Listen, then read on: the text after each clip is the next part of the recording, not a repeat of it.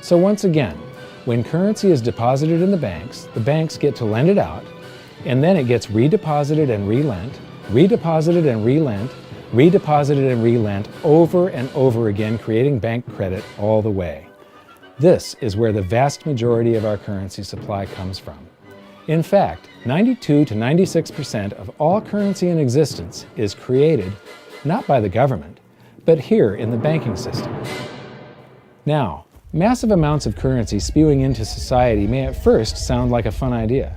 That is, until you remember one of the most important hidden secrets of money from episode 1, that the prices of everyday goods and services act as a sponge on an expanding currency supply. The more currency we have, the more prices rise. This is where inflation comes from. The true definition of inflation is an expansion of the currency supply.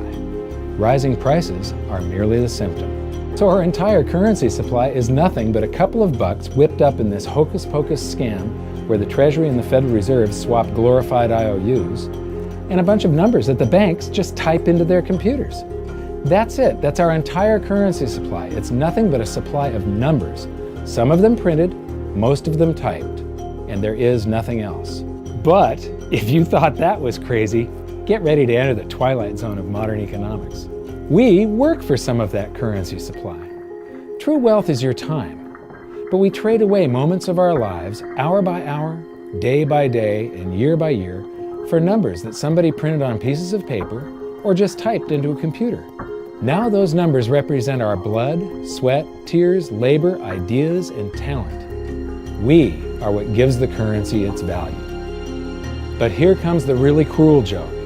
We work hard so that we can save some of that currency, so that we can pay the tax collector. In the United States, it's known as the IRS. They then turn it over to the Treasury so that the Treasury can pay the principal plus interest on that bond that the Federal Reserve bought with a check drawn on an account that has nothing in it. Now let's do a recap on this section, because this is where the system begins to rob you and I on a massive scale.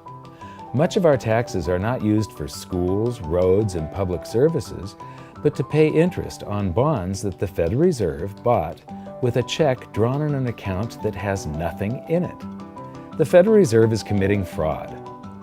But here's one of the biggest secrets of them all.